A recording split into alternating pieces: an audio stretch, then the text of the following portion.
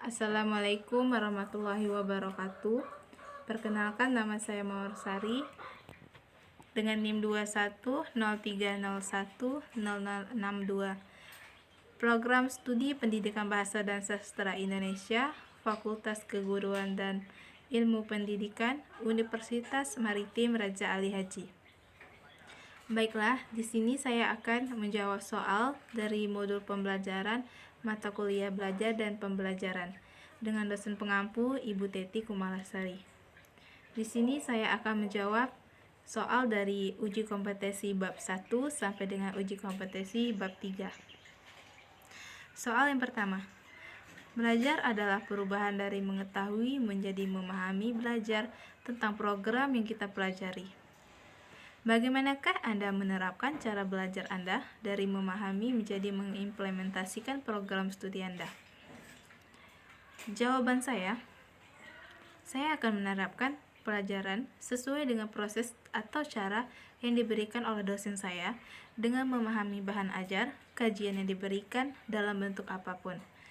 Jadi saya harus benar-benar bisa mencapai apa yang diberikan oleh dosen pelajaran saya. Soal yang kedua, pembelajaran adalah bagaimana mengembangkan pembelajaran yang sudah pernah kita pelajari. Coba Anda kembangkan mata kuliah program studi Anda menjadi pembelajaran yang lebih kreatif dan memotivasi cara belajar Anda. Untuk jawaban saya, yang menjadi pembelajaran terpenting dalam diri saya di saat saya masuk kelas mata kuliah program studi saya sangat termotivasi dengan teman-teman yang berani dan aktif dalam belajar. Dari cara mereka bertanya, menjawab pertanyaan, itu sangat menjadi motivasi bagi saya. Karena untuk melakukan semua itu butuh mental yang tinggi, butuh keberanian yang tinggi untuk bisa melakukannya. Yang ketiga, bagaimanakah Anda menyusun langkah-langkah penyusunan perencanaan pembelajaran program studi Anda? Hal yang akan saya lakukan, yang pertama, saya harus menanamkan rasa semangat dalam diri saya untuk belajar sesuai dengan program studi saya. Yang kedua, saya akan menyiapkan segala keperluan yang harus diperlukan pada saat pembelajaran berlangsung. Yang ketiga, saya akan mentargetkan seberapa bisa saya memahami pembelajaran tersebut. Jika saya sudah tidak bisa melanjutkan pembelajarannya lagi, maka saya akan berhenti. Saya tidak akan memaksakan untuk terus-menerus belajar di saat waktu yang sama. Selanjutnya, uji kompetensi bab 2. Soal yang pertama, jelaskan perbedaan dari pertumbuhan peserta didik tingkat sekolah dasar dan sekolah menengah pertama. Menurut saya, perbedaan dari pertumbuhan peserta didik di tingkat sekolah dasar itu, di mana seorang calon guru harus bisa mengerti betul seluk-beluk dari anak, di mana anak pada saat sekolah dasar ini masih sangat kecil. Maka dari itu, seorang guru harus bisa menanganinya dengan baik dan telaten pula. Nah, sedangkan pada anak sekolah menengah pertama, di mana di masa ini perkembangannya itu sudah masuk pada saat remaja, di mana perkembangannya itu berpotensi pada merujuk kepada proses perubahan secara fisik dan psikis yang dialami oleh remaja pula. Selanjutnya, soal yang kedua, Anda sebagai calon guru, bagaimanakah Anda memotivasi peserta didik Anda agar tetap termotivasi belajarnya demi masa depan anak tersebut? Nah, jika saya sebagai calon guru, maka saya akan memberikan berbagai gambaran prestasi-prestasi yang dimiliki oleh anak yang tunanetra, di mana jika anak didik saya melihat semua prestasi yang didapatkan anak-anak yang kekurangan dari segi fisiknya, maka mereka nantinya mungkin akan termotivasi. Oh, gini ya, orang yang berkurangan saja bisa berprestasi dalam belajar, kenapa saya tidak? Nah, jadi begitulah cara saya menyajikan pembelajaran dengan berbagai motivasi dari orang-orang yang berprestasi pula. Selanjutnya yang ketiga, jelaskan prinsip perkembangan peserta didik. Prinsip perkembangan peserta didik itu merujuk kepada beberapa fase. Yang pertama ada tipe perubahan, yang kedua pola pertumbuhan fisik, yang ketiga karakteristik perkembangan, yang keempat perbedaan individu, dan yang kelima pola perkembangan bersifat periodik, yang tugas perkembangannya itu dalam setiap periode. Selanjutnya yang keempat, jelaskan dan berikan contoh teori belajar pada peserta didik.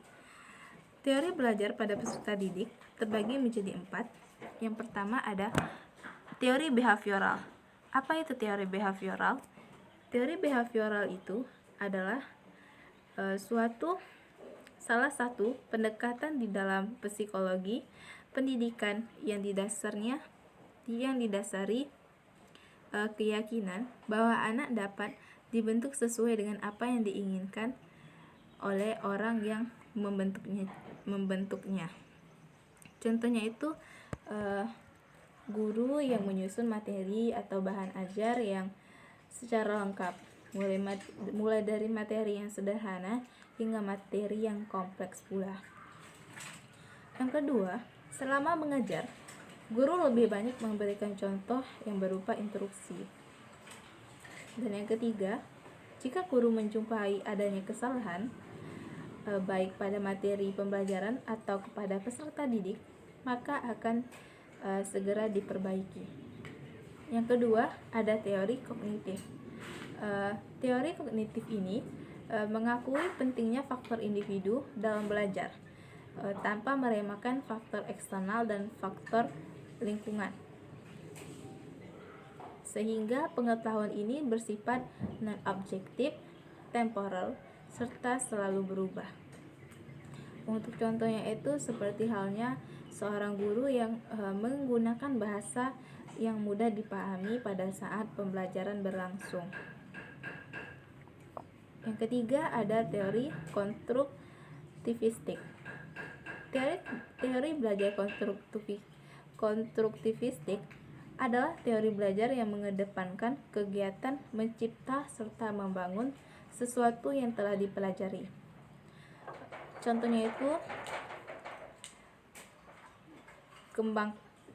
itu seorang guru yang harus memunculkan rasa keingintahuan peserta didik terhadap suatu permasalahan melalui bertanya. Yang keempat yaitu teori humanistik.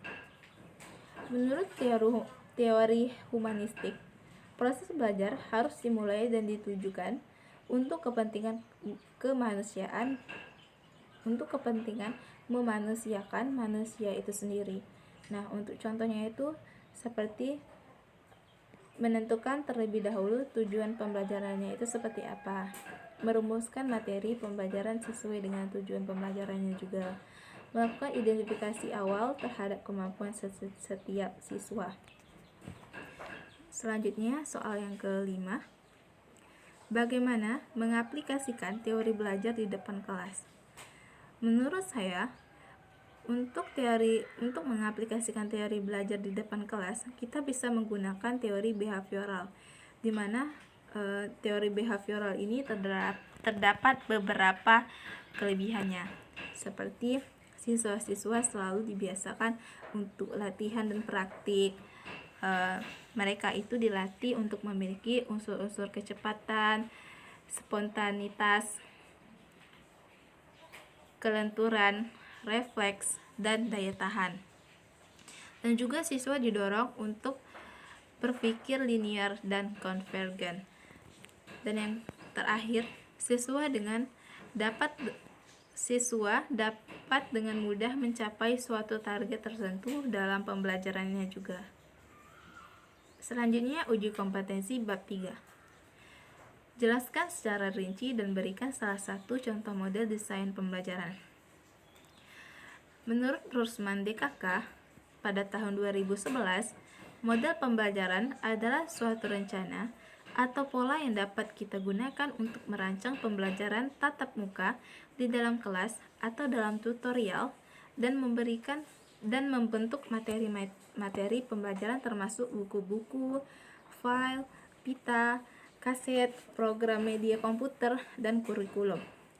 Ada juga pendapat dari Nurliana pada tahun 2012, yaitu model pembelajaran merupakan komponen utama dalam menciptakan suasana pembelajaran yang menyenangkan bagi siswa sehingga siswa lebih aktif, kreatif, inovatif, dan berkarakter. Dan model pembelajaran menjadi pijakan untuk menghasilkan perencanaan hasil pembelajaran yang bernuansa efektif, efisien, dan menyenangkan. Sedangkan yang dimaksud dengan pembelajaran pada hakikatnya itu merupakan suatu proses komunikasi transaksional yang bersifat timbal balik, baik antara guru dengan siswa, siswa dengan siswa, yang untuk mencapai tujuan yang telah ditetapkan. Adapun contoh dari model desain pembelajaran itu seperti halnya ada yang pertama ada pembukaan, selanjutnya ada rumusan masalah, dan apa itu macam-macam desain model dan apa itu macam-macam model desain pembelajarannya. Selanjutnya yang keempat ada apa itu perbedaan masing-masing model desain pembelajaran. Bagaimana cara membuat desain pembelajaran. Dan yang selanjutnya itu ada tujuan.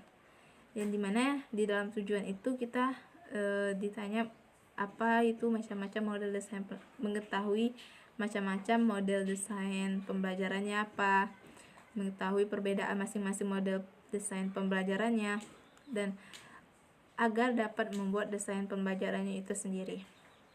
Baiklah, sekian penyampaian dari saya. Saya telah menjawab soal dari uji kompetensi bab 1 sampai dengan uji kompetensi bab 3. Jika ada salah saya mohon maaf. Sekian dari saya, terima kasih. Wassalamualaikum warahmatullahi wabarakatuh.